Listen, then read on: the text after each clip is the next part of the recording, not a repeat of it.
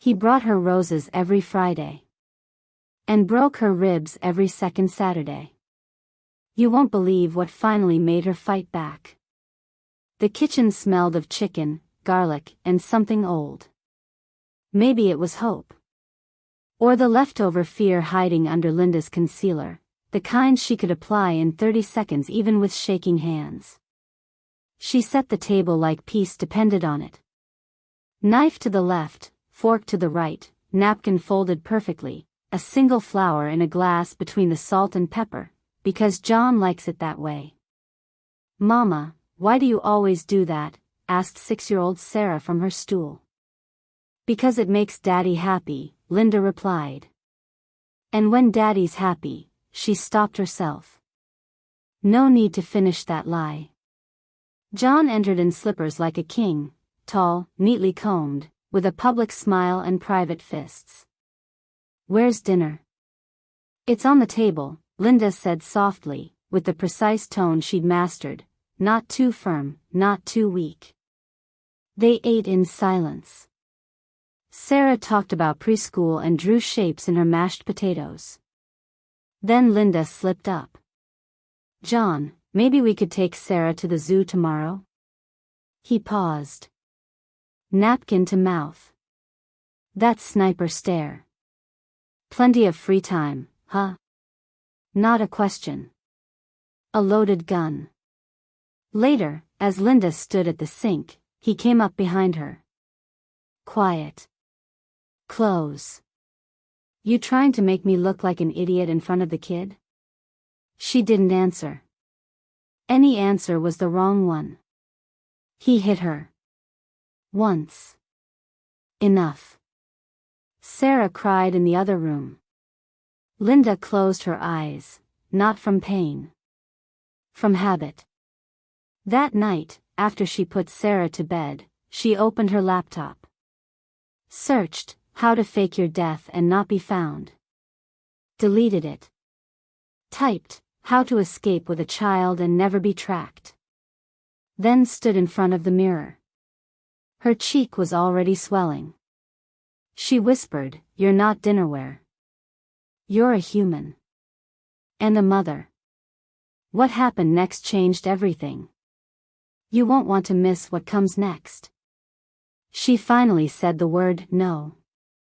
But what he did next wasn't anger, it was something far more dangerous. If you think you know how abusers react to defiance, think again. That morning, she didn't return home after preschool drop-off. Instead, she took 2 buses to a women's center on the other side of the city. "Name?" the receptionist asked. "Linda Mason," she answered.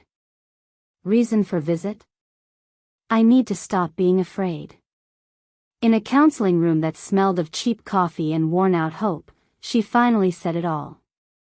He didn't start with hitting. He started with rules. Then breaking chairs. Then breaking me. "Any family support?" "My sister. But her hell looks a lot like mine." They offered her a safe house. Not a shelter, a secret address, a clean bed, quiet. That night, she returned home with a different look in her eyes. John was watching TV. Eating steak. Relaxed. "How was your day?" he asked. "I thought about our future." He didn't look at her. But when she showered, he went through her things. Her bag. Her phone. Her documents. Later, as she dried her hair, he asked, "Where were you?" "Grocery store." "Lie again." "You checked?" "Of course," he said calmly. Too calmly. "You've been smiling too much. That means you're hiding something." He stepped closer. Eyes like ice. "If you do something behind my back, I won't hit. I'll destroy." She didn't blink. But inside, the decision was already made. This is the breaking point. Everything you've waited for, it starts now. She packed just one bag, and a decade of silence. But you can't quietly escape a man who lives for control. The moment she turned the handle, she stopped being invisible. 4:12 a.m. The house was silent. Linda wore a coat over her pajamas. One bag, documents, meds, a few clothes, Sarah's stuffed bear. She picked up her daughter, already dressed. Tiptoed to the door. The handle clicked. "Where are you going?" "John." From the shadows. "I'm taking her to the doctor." "At 4 a.m.? He moved closer. Grabbed her arm. "You think I'm stupid?" "I think you're dangerous." He grabbed Sarah. "We're a family, damn it." "We were. Until you broke it." Police sirens. Blue lights. He didn't know she had triggered a panic app.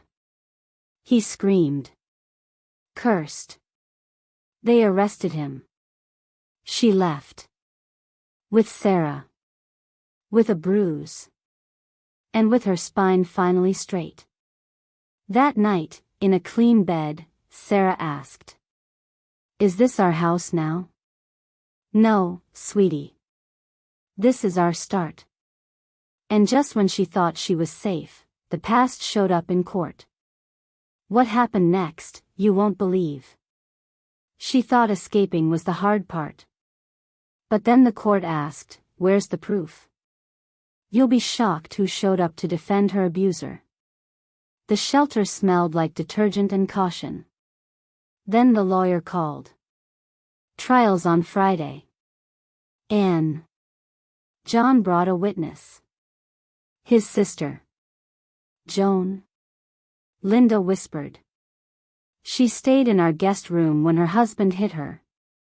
She's testifying you're unstable. Linda nearly dropped the phone. Court day. John smiled in his suit. No, he told the judge. I never hit her. She's emotional. Confused. Joan took the stand. Called Linda paranoid. Unfit. Linda stood. Straight-backed. He didn't need fists. He used silence. Control. He convinced me I was insane, until I started believing it. Evidence was submitted. Photos. Doctor reports. Audio recordings. Still, the judge seemed unsure. You look calm, her lawyer said. But they want proof. Not just pain. Linda left the courtroom thinking. Then I'll give them proof. The kind you can't deny. And the next night, John did something that made sure no one ever doubted her again. He thought he'd silenced her. But the moment he broke into the shelter, she finally found her voice, and the whole world heard it. What happened that night became a headline. And a reckoning. 2:31 a.m. Glass shattered. John broke into the shelter. Linda. Come out. Drunk. Wild-eyed. Screaming through the hallway. Linda didn't run. She went live on her phone. This man, my ex, has a restraining order. And he's here. In a shelter. At night. With children. He ran toward her. Saw the phone. The light. The guards tackled him. Police came. Handcuffed him on camera. That video went viral. Headline. Survivor films ex violating restraining order at women's shelter. Public exploded. Law changed. Court ruled. Small blue diamond Linda, full custody. Small blue diamond John, probation, therapy, lifetime restraining order. She got a job. At that very shelter. First day, she told another woman. Don't wait for it to get worse. The bruises don't have to get darker before you walk. Later, Sarah drew a yellow sun.